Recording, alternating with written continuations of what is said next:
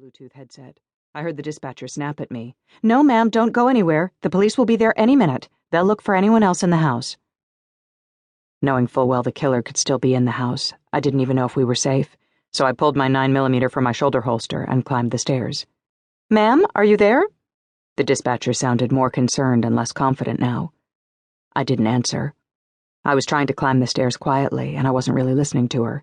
"Ma'am, stay put. The police will be there any minute." "Ma'am?" She sounded distraught now, so I felt compelled to say something. I whispered, "Call me Mimi, please. I can't stay put. I have to see if the husband is alive. I may be able to help him if he's still alive. I'm okay. I have a gun." Now that was the wrong thing to say. The dispatcher went on alert. "Mimi, did you say you have a gun?" "Don't worry, I'm a private detective. I'm licensed." Not that I'd ever had to shoot anyone before, but I could if I had to. I was sure of it. "Please, Mimi, stop where you are. I need you to stay put until the police arrive." I'm pretty sure she was screaming at me, but I'd blocked her out. I climbed the rest of the stairs and plastered my back against the wall, creeping along until I reached what I hoped was the bathroom door.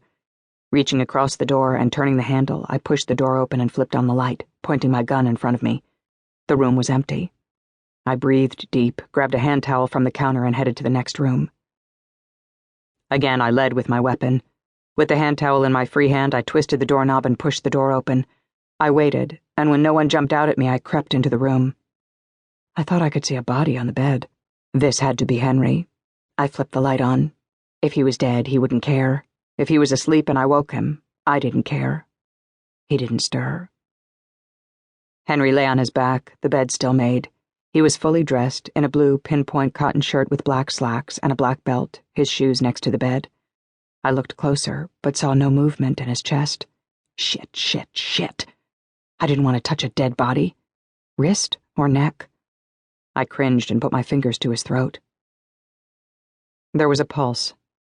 A good pulse. Damn, he slept the sleep of the dead. I shook him. No response. At least he was alive.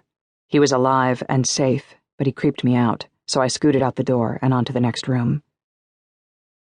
I opened the doors, flipped on the lights, and did a quick check of the remaining rooms on the second floor. All were lavishly decorated, and all were empty.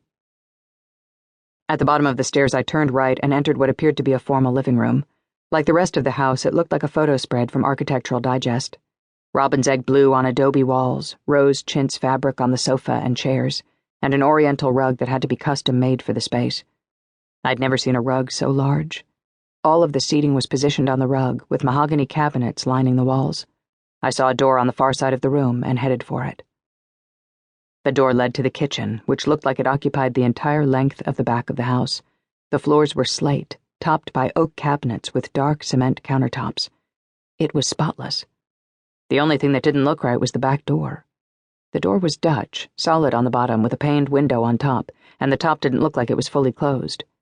I started toward it, but stopped. I thought I heard a car.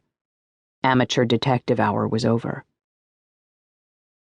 Before I got to the dining room, the police arrived.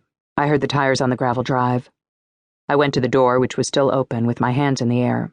I didn't want to get shot, and I wasn't sure if they'd think I was the intruder.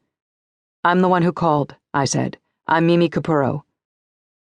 To my relief, they didn't have any weapons readied as they exited their patrol car. They left the headlights on, making the two officers mere silhouettes in the night. But as they climbed the steps of the porch, they became Kevlar-wearing, pistol-packing, grim-faced policemen. Both men were Latino, and both were about an inch shorter than me, but what they had in bulk made up for the height deficit. One of the officers stepped ahead of the other. These guys were young, baby-faced 20-somethings with rookie attitudes. They approached with stern expressions. "I'm Officer Martinez," one of them said. He stood with his thumbs in his belt. I stood in place and shivered as a chill of realization ran down my spine. This was not a dream. "Are you okay, ma'am?" Martinez's expression softened. "I'm fine, considering," even though I wasn't. I'd been blocking out the image of Esme's head while I was creeping about the house and pretending that I wasn't scared to death the killer was going to spring out at me, but now the adrenaline rush was wearing off and I was shaking. I heard the dispatcher in my ear. "Okay, I'm going to disconnect now." I'd forgotten about her. "Thanks," I said, and disconnected.